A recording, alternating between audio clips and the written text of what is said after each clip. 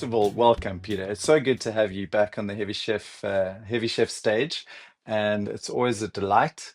And we are huge fans. And I'm really excited for this conversation. But I wanted to just quickly touch base on that. Do you recall the conversation? Do you know what I was talking about? I think my simple answer to you around confidence, perhaps, and willingness to speak up is that, I'm one of four siblings, but more importantly, I'm one of a twin. And the one thing about twins that most people don't realize if you're not a twin is that you have incredible confidence because you're never alone. At no point in time did someone isolate you, or did some kid think they can bully you, or did you feel alone? And so that simple idea that someone has always got your back um, when you're a youngster kind of builds a certain level of confidence and maybe bravado to some extent, but not arrogance, but more sort of a quiet confidence that it's okay. You can take the leap. There's somebody next to you or behind you. And often when I have friends who are struggling with teenagers and bullying at school, I remind them that finding that one friend that's got their child's back is the most important thing because it does give a big safety net in a very crazy world that's out there.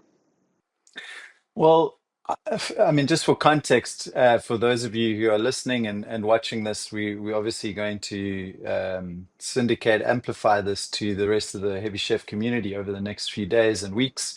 The conversation that I was alluding to was a conversation with our president, Cyril Ramaphosa. We were all on a call together, a few of the kind of community leaders, entrepreneur community leaders, and our president was asking for insights and perspective from us on how we can use the entrepreneur sector to reach the very lofty goals of 1 million people employed and so on through the entrepreneur sector. And I think Peter, I think he was expecting a fairly gentle onboarding onto that topic. And I think you came out, as I recall, you came out the gates fairly hot and saying, Mr. President, you need to reduce red tape now. You need to change legislation. You were talking about things like legislative laziness and some pretty fiery words. And I must say, I was in deep admiration for you because I'm not sure that I would have had the guts to be able to speak so confidently and clearly about such a thorny and difficult topic. Um, and I mean, how far have we progressed since then in terms of your perspective? Because you spoke very strongly, and I think you've been involved in some of the Startup Act and some of the things that are really important to us. What's your view now, 3, 4 years later, since that conversation?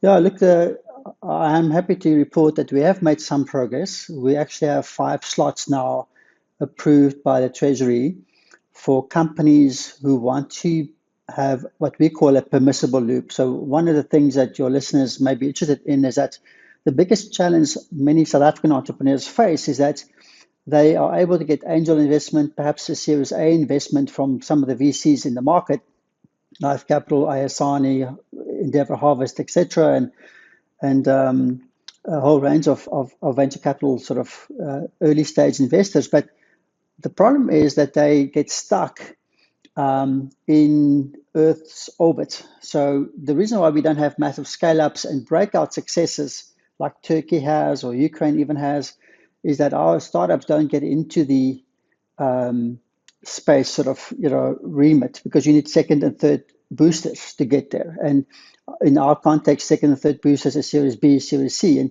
those funds don't arrive because of our legislative, let's call it, lax in fixing apartheid rules around exchange control, which has no bearing on the reality of a global economy. I think it's such an important point to press upon how important it is. You mentioned having a twin, and I think I just want to loop back to that point.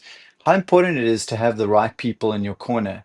I mean, you spoke about confidence, and I think there's another aspect to that about the ability to be able to forge relationships with people, and how when entrepreneurship can be such a lonely journey. And knowing, I mean, at Heavy Chef we've done a lot of research on how important it is to have people in your corner.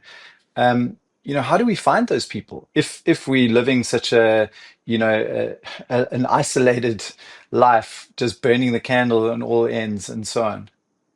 Well, I think firstly, it's much harder to find those people when there's nothing, right? I mean, and there's a reason why they say family, friends, and fools. When you start a business, you only have an idea. You really have nothing. You can't pay someone. You can hardly convince them to leave a good paying job and that they will have to work now in 16 hours a day for an uncertain sort of outcome. So it is hard in the beginning. But the reality is, there is no such thing as a technology business. There's only a people business. Even the code will write itself these days. And so ultimately, it's a matter of, can you marshal resources? Now, today, that resources is still largely humans. Some of this will change in a very orthogonal sort of world we're moving into. In fact, I do think a lot of the introverts that struggle to manage people as founders are going to have a field day of building companies with bots because they don't have to deal with the people issues. But ultimately, I think in the end, it's going to come down to how well are you able to articulate the value that you're creating in the market, not just for potential clients or investors, but also for team members. But yeah, the biggest mistake every founder will tell you has always been people mistakes. It is certainly many lessons that we've learned along the journey. It's a huge challenge, and I think it's something that when we make a mistake around a person, it feels so much more personal because it speaks to much more than just a line of code or some kind of legislative error or a market shift. When we choose the wrong people to be with us, it feels like it cuts us to the core. And I've seen so many people be derailed by poor partnership or poor, internal or external partnership.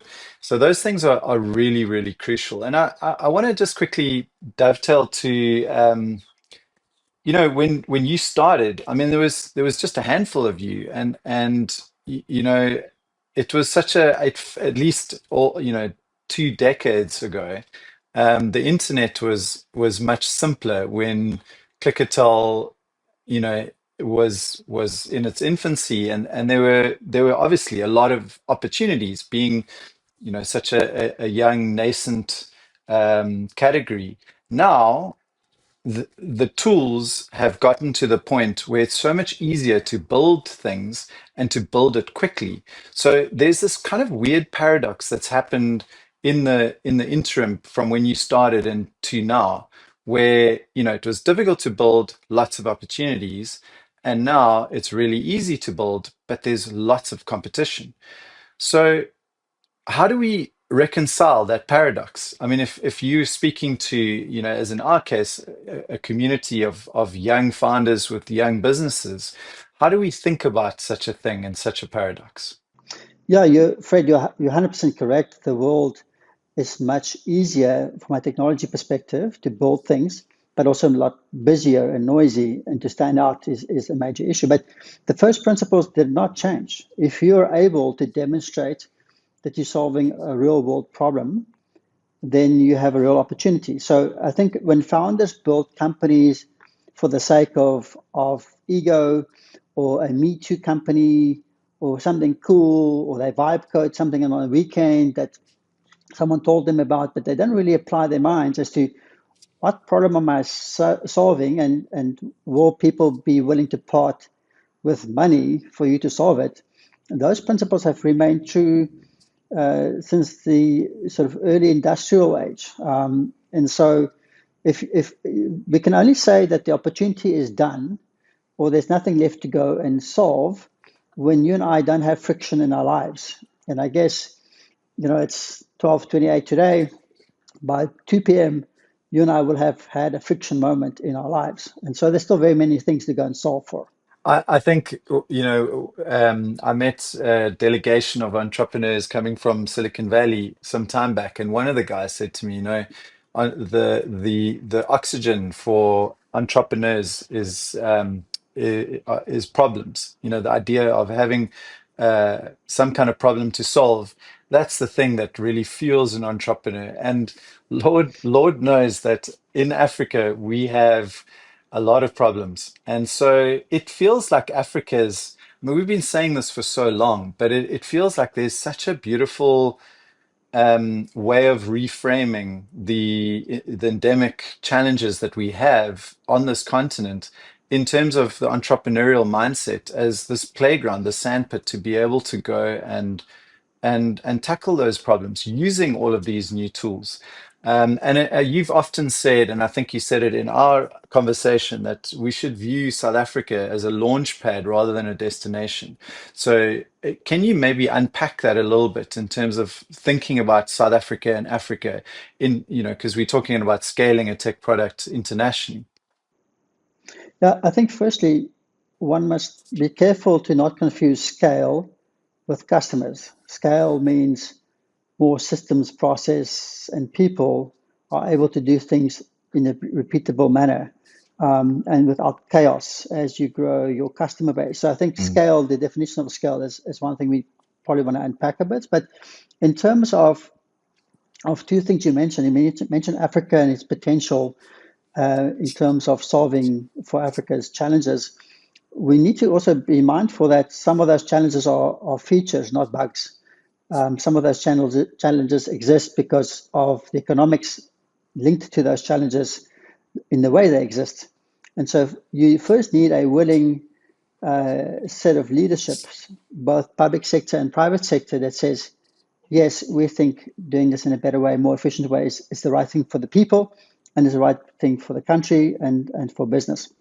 But that aside, let's assume for a moment we have an enabling environment and there's no forces designed to keep innovation and entrepreneurship at bay.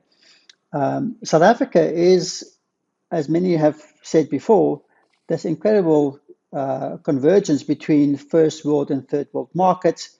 You have a massive cash community and set of economics. yeah. You have incredibly mature private sector.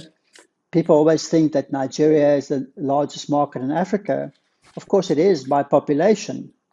But when you think about the private sector and the formal sector, number of industries, number of businesses, then it's a lot smaller than South Africa, for example. You have basically banking and telco and government Yeah. sector there, and that's it. So if you're a B2B company, you need to think carefully which markets you're going to go into. But that aside, South Africa gives us a competitive market. I mean, there's a lot of tough business to be done in South Africa. The buyer of your services, if you're a B2B sort of vendor or SaaS player, the buyer is very sophisticated. You have people in these large companies that's been working on AI since 2009. You're not going to show up all of a sudden and teach them something about, an LLM. At the same time, the market is also forgiving in that you can get to decision makers through networks because it's still a relatively small market. I think the most important thing to realize, though, about South Africa as a launch pad is that most of our bright, capable founders get trapped in South Africa. And to unpack what that means is that we have incredible founders who start out by solving a particular problem for a Mm, telco or a bank or insurer. And then that insurer says, hey, I want the button this side or that color, or it must be able to do this. And all of a sudden, that founder is confronted with custom code that no other person or client will need in another market. And before they know it, they've become a dev shop. And ultimately, this client is now 80% of their revenues. And that's, I think, the biggest crime that can be committed in stifling entrepreneurship certainly entrepreneurs with global ambitions and potential, because they get so dependent Mm. on that one client that keeps scope creep alive that they never break out into global businesses.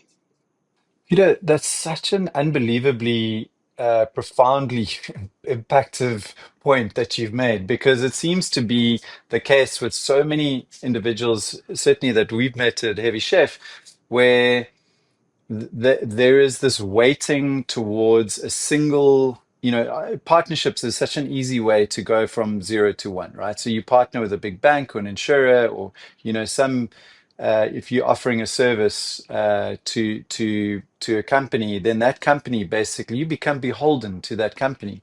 Um, and so you lose your autonomy and essentially the ability to scale, to create something that's repeatable. In your case, it was such a profoundly simple solution. These famous 4 lines of code that, it bridged the gap between the internet and mobile. Um, and I think in some sense, I mean, you yourself said you were quite lucky to be there at that particular moment and identify that.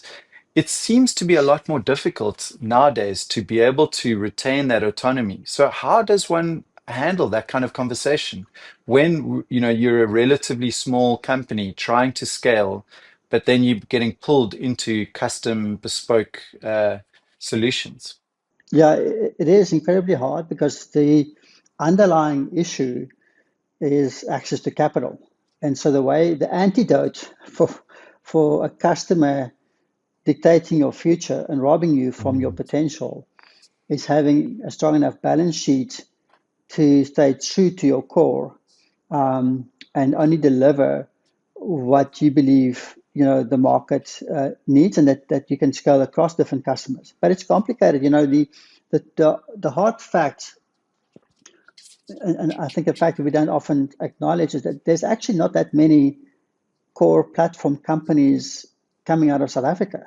To build, people will tell you you can vibe code as software as a service platform in a weekend. The reality is to build true SaaS platforms that are multidimensional and capable of taking action, not just moving the bits and bytes around. That's a several $1 million investment, at least today, still for the moment. And it requires a very strong perspective on the market and where it's going.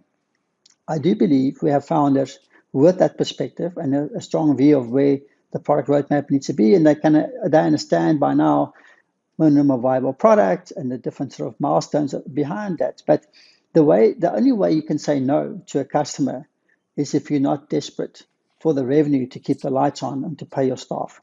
And therein lies the whole flywheel effect again of how do we get enough angel investment, Series A capital into these companies that they can stay true to their product vision, Yeah. um, and future. So I see there's a couple of questions coming up in the chat, but I did. We're going to get to that, and yeah, please, for everyone who's listening, just line up your questions, and we'll start to tick them off. There's one thing that you've raised, which I think is really important, is that okay, we need to be autonomous, we need to be independent from a financial perspective, so we're not absolutely reliant on one client or one partner. And therefore we need to have the funds to be able to move with confidence, building your product for scale. How then do we structure from that initial, you sort of alluded to it earlier, that initial investment, that Series A or even angel investment, that initial capital raise, in such a way that the cap table is beneficial for international funders down the line? Because that seems to be a little bit of a gray area and something that's becoming quite, well, it's still complicated with the way legislature is set. Yeah, that's why I'm excited about the 5 slots that the Treasury Reserve Bank have given us to say if there are Mm. companies, I mean, because ultimately, if founders are spending 6 months to get an international structure figured out in a US Delaware corporation or UK or British, Dutch entity, and you spend so much time on structure and very valuable dollars to get that set up, that before you know it, you've got this amazing structure, but the market has changed and they've overrun you. So it is very complicated thing for founders to make decisions around these things. I would just often tell founders, solve for the structure later, even if it's going to cost you more. But on day one, you need to solve the problem Mm. first. You can't, there's enough lawyers and consultants that would gladly set up your international holdco and figure this stuff out for you. But if you do it too early, it's just a distraction and it's costing you money that you could have deployed on the product. But there is a path. I Yeah. mean, the work that's been done by Simudisa on the Startup Act movement, trying to address this issue that's coming up. If people are interested, they can learn more about it, and you can put a link in I guess the speaker notes. But there are initiatives going on at the moment to try and solve for that down the Sure. line. Yeah, thanks, Peter. That's super helpful and encouraging to hear. And I know Matsi and a few of the people that have been working very hard on those that initiative. So there's two sort of related questions from Louis in the audience. How does one avoid compromising your vision in favor of a short-term bankable revenue? I guess that speaks to this idea of the partner, client, and so on. And then I guess in a sense related, should scaling tech be a topic when talking about fighting unemployment in South Africa, both in terms of job creation locally, but also for unemployed people looking to become self-employed? The core principle of a burn rate uh, is quite linked to how many resources are you throwing at what problem. And so remember, founders only have three jobs. They have to build a team, they have to set strategy, and they have to manage resource allocation. There's nothing else that a founder or a CEO does in a company. And so part of that resource allocation is, remember, there's no free feature. Like if a big blue bank asked us to put our stack on an appliance behind their firewall, and we said no. That client, we lost a 6.8 million rand client in year three of our existence. It's a big client of ours that we lost, and two of our employees Wow. built the box for them, and then ultimately sold their company for a couple of million. And so that decision to say no hurt us more than once.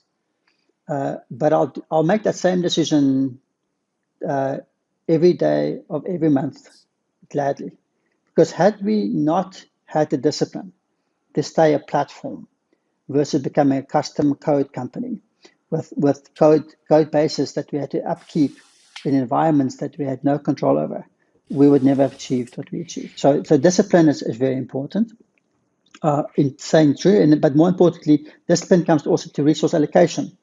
You need to keep your burn down low, get your product market fit, um, and be careful on when you do vendor-based funding. That's okay. I mean, most of us fund our businesses through clients and client contracts, but have an authentic conversation with your customers and say, look, this is our vision. This is where we want to go. Every time you ask me to do a custom project, you're robbing us from our future. Um, the more complicated question is really the one around job creation, um, but it's also not a complicated question because let's be Mm. honest, with every tech revolution, society, short of sporadic wars being fought up in the spur of a moment, generally mankind is better off today than they were 100 years ago or 50 years ago. And it's more efficient to use an EV to get from A to B than locomotive. And so the reality is that progress and technology do tend to make it more efficient in the way the world operates. And the more efficient the world becomes, the more abundance can be unlocked with the limited resources that the world has. And so I think entrepreneurs can't be fully worried about all things in society having to be fixed. They need to focus on solving real world problems let's use a simple example. Let's assume for a moment we can solve Department of Homeland getting a passport application, an ID book application done all online without wasting 3 or 4 hours in a queue multiple times. Just the productivity loss alone would be good for mankind and society. And perhaps that person don't have to go and navigate and take unpaid leave. So there are simple things that's a no-brainer for entrepreneurs to go solve. And by solving it, they will help society and the broader sort of upliftment of people. And I don't think, unless you're starting a nonprofit and that's your mission and you have a purpose outcome-based approach, then that's fantastic as well. But I don't think we need to convoluted around what are we trying to do as founders. You have one mission. If you execute on the mission correctly and the right way, doing business transparently and honestly, then you will have a positive impact on society. I do believe that. I think we are in total agreement. We have in Heavy Chef community, we've got 43 hubs around the country. And when we ask all of those entrepreneur hubs, why do they do what they do? And almost invariably, there is an aspect of social impact to the nature of their business, which is in some senses directly related to the product or the offering. In some other senses, it's not. It's just because the fact that they're in operation, they're having a positive impact. And I think it's very hard to ignore that. Where small business thrives, society does too. So, and I think, there's something very rare about Clickatell in terms of, first of all, you and, your position as the leader of Clickatell and the fact that, you've been around for such a long time and you still look like you're having a lot of fun leading this company. And if we think about with that in mind and the sort of I guess the knowledge that you've gleaned over that space of time, you've navigated, the dot-com bubble, the mobile app revolution, and now we're heading straight into this not insignificant new era of AI. It's a question that I've been thinking about personally, but how do you distinguish between this idea, which is thrown around entrepreneur circles, of grit and stick-to-itness and just being able to hustle harder through a challenge, and actually distinguishing the need for that between potentially an actual pivot, like a proper pivot of your business? Because I think a lot of people are struggling with that with this new era coming in and an influx of stimuli that they have to navigate. Yeah, Fred, that's a question I get often asked often. I think if you to your previous comment, I think most entrepreneurs can say somewhere in their tagline is they want to make the world a better place, and then whatever comes with that. And so when you're an entrepreneur, you and you're doing things for changing the world, your mission is hardly ever accomplished. Now, of course, it takes a while to build a meaningful, impactful business. And it doesn't happen overnight. Of course, there's overnight success or at least perceived success, but ultimately it takes quite some time to get that right. And so for us, the business we are today, you won't recognize. We're definitely a very different business today than we were 25 years ago. And so, yes, there's been, I wouldn't call them full pivots, but there's been three major rebuilding of the entire stack over our journey, from a messaging company to a chat commerce company to now a agentic OS company.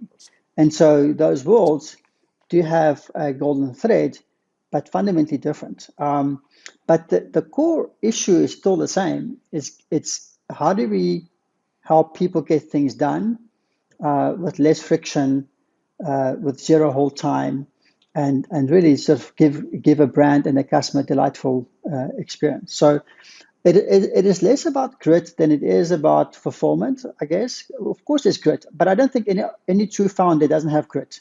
You have to be absolutely, I mean, Heavy Chef Sure. have shown incredible grit. And Fred, the way you guys have augmented your model and the work you guys are doing in communities is phenomenal. So I think grit is in the DNA of true founders. That's whether they like it or not, it's there. Then it's a question of, are you fulfilling your mission? And when you declare a job done, and for us, I think we've become a multi-generational in a tech sense company, largely because we've kept innovating and we kept finding bigger and bigger problems to go and solve. And I think, to your point earlier, we're still having a lot of fun and trying to figure those things out and solving them. It's amazing to me to think, there's this almost like this culture that one embraces when becoming an entrepreneur, or I mean, maybe one is always an entrepreneur, but it feels like, I mean, we as Heavy Chef, and thank you for those kind words, but I don't even see it as grit. It feels almost like an extension of the initial positioning that we've always had. We've always understood at our core that entrepreneurs can change the world for the better. So the reason why we want to do at Heavy Chef what we do is we want to inspire people just to start businesses and then empower them to succeed. And so how we do that, it needs to somehow honor that initial positioning. Over and above that, I mean, now what we're doing is we're building a platform, and the platform has been quite successful, thank goodness. Um, but an example of that is in terms of culture. I run the Hot Bay Beach just down the road here, and through that experience, I met a couple of young designers. We've engaged with them to rebuild the platform. We've got some old friends of mine who are doing the the vibe coding. There's one or two people in the core team who are on the call now, and there's something around the fact that that core belief just cascaded into the attraction to the team and building that, the ability to be able to build something really quickly. And I want to ask you about culture, because I think, you've also, through the length of time that you've been in business, there's a culture in Cape Town that I think we tend to match with people that we like and that we know, and they're attracted to whatever the core is of our businesses. But I mean, you've been all the way to, I think it's Redwood City that you were based in, and all the way back again. And so, can you tell us a little bit about culture? Because I think it's also something that's evergreen, no matter how much AI changes and so on. Can you talk about, first of all, the culture that at Clickatell, and how you experienced that cultural transition Redwood City, and maybe compare what you feel you've learned through your experience of culture? Yeah, I think it's important to know that culture transcends borders. You can find staff and partners in your company that has the same culture regardless of where they live and operate from. And so culture, but culture does not happen by osmosis. Culture, you need to be really intentional about it. And so we have five values. The first one is around being courageous, and maybe to your comment around the interview with the president. Um, Being courageous just means that you're willing to take a leap of faith. And most entrepreneurs are courageous because they're going into the unknown. But we do foster this idea of it's okay to make a mistake Hmm. as long as we learn from it. And we have a saying that we should never waste a crisis or the moments of learning. So being courageous is one, being creative is another one, because there's many stumbling blocks and roadblocks that you have to overcome. Being curious, of course, we won't have innovation and three different horizons in the company if we weren't curious about new technologies and the way to solve old problems in a better way. We have one around collaboration, because we don't believe in doing anything meaningful you can truly do alone. You're going to need people, ecosystem to help you achieve those goals, and then ultimately being a champion, which simply means doing things the right way and having a positive impact, not just in the company but also in your community. So those values we look for in interviews. Those values become the foundation for performance reviews, those values become the framework for promotions. Values is not something that's on the poster and then you hope it sticks. You need to bring it into every conversation. And back to scaling, you can't scale a business if you can't scale its attitudes and its sort of cognitive uh, engagement from a values foundational perspective, because things will just unravel. And we are ruthless on values. We have fired people for not living the values, and that's also Mm. discipline. But yeah, I think values. Silicon Valley is a lot different to Cape Town, and so is Toronto to Lagos. But you'll be surprised how people in those markets can very much align with core values, and that there's many similarities that we have across those borders. I love the idea of values transcending borders, and I think it also transcends um, technological shifts as we progress. Because I think if values truly do, as I think the definition of a value is something that it is indicated by the behavior of a company and its people. And if it doesn't, if it's not showing in the behavior, then it's not a value. It's what our friend Jeremy Barty calls it's an aspiration. And I think the difference between a value and aspiration is quite important, right? So, with that in mind, and now that we are going through this incredible shift, and I'm aware of time, so I have a really important question to ask you, Peter. Um, I mean, as we go into and as Clickatell moves into, I think what you've termed agentic commerce, and as we navigate this massive shift that is making a lot of people understandably anxious, how do you frame it in such a way that we can really see the opportunity and look at South African founders using these new tools in a way to be competitive internationally?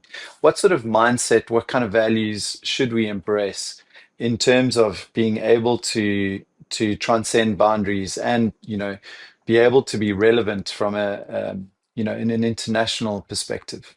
One thing that we underestimate is the importance of trust, especially in this time.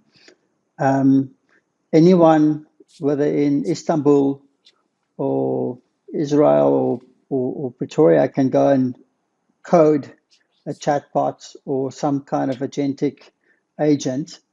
The question is, will it be wrapped in the culture, the values, the trust, the principles that you as a brand that need to deploy that agent will be comfortable in doing so? In the end, companies are terrified about what this may mean for their brands, what this may mean for their future. Employees Mm. and budget allocators in these companies are terrified what this may mean for their jobs. So there's a whole lot of things, and we definitely don't have enough time in an hour to discuss the importance of security and frameworks around that, guardrails, human in the loop, fallbacks, audit trails. Not a single action is done by an AI agent on our platform, not a single one that's not individually logged and trackable and traceable and auditable. And that's a small thing, but it's a massive thing. And so there's a lot to be Mm. unpacked in this world, and we are only at the beginning, right? I mean, if Anthropic and OpenAI are holding back models because they're scared of what it will do for mankind and security, then yeah, it's fair to be unsettled, even for us. I mean, many things moving at breakneck speed. The last few days have been mildly terrifying in terms of some of the news that's been coming out. When you see the CEOs of some of the most important tech companies in the world, having very anxious press conferences around the release of their latest, their latest versions of their software, then I think you're right. We do need to be careful. And possibly grateful that we live in the other end of the world. Peter, what are you excited about in terms of, the next 20 years that you're going to be at the helm of Clickatell? Yeah, look, first of all, I hope that our public sector in South Africa will get a bit of a jolt in terms of having a position and perspective on AI, because I do think it could be a massive unlock for our youth. I mean, South Africa is behind in many fronts, but I do feel deployed in the correct manner, AI could be a great equalizer. Imagine we gave every single 18-year-old in South Africa a subsidized Claude or OpenAI or Gemini account for 3 years and say, have at it, there's go play and see what you can create. I mean, who knows what will come from it? And that, by the way, that investment will be a fraction of the investment it takes us today to train a young person into degrees and qualifications that will literally be irrelevant 5 years from now. So I do feel there's a massive opportunity Yeah. for the youth in SA, but somebody in the public sector need to pay attention, and hopefully they will. And then in terms of myself and the company, look, we're we're seeing a big shift from a addressable market. For us, it was a software budget and driving customer experiences and automation to a overall budget driving self-service in economics in a business. And so our opportunity just 10x as a company. And then we do feel we have an unfair advantage in the global south markets and high growth emerging markets, which are complicated places to operate in. And I think the big players that's fighting it out in the US and China ultimately are going to have to go and partner with companies like ourselves for the other markets, because you can't just swoop in and think you've got it handled. So we're very busy tinkering and building, and but as I said on our first conversation, I think every single major brand in South Africa will have agentic agents in the wild in less than 12 months. In Mm, South Africa, never mind other markets. And I think that's exciting for us, and that's an exciting opportunity. Hopefully, mm. not all of these things get bought through traditional SaaS platforms that's based in the US. Hopefully, some of this will be done by founders from the continent with context and real capabilities.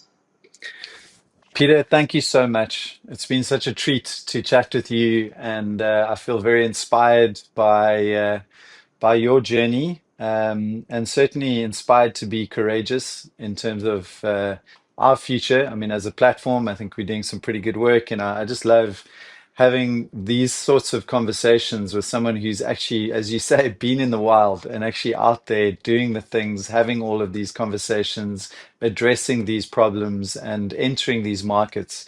It's a formidable company that you have created, and you're a formidable leader. And we look forward to the next 20 years and to see what it's going to look like in that. I have no doubt that you'll still be speaking truth to power in that space of time. So thank you, Peter, and thank you to everyone who's watching this. And we look forward to tracking your progress. All the best, Peter. Thank you, Fred. And just a quick one. The why statement of Heavy Chef is incredibly powerful. I really hope that your work never ends, and that you inspire founders across the continent and beyond. Important work. And then they have many more tools today to go and execute on what they want to dream. So kudos to you and the team. I appreciate that. Thank you, Peter, and have a wonderful day further. Take care. Cheers. Take care, everybody. Cheers, all. Bye bye.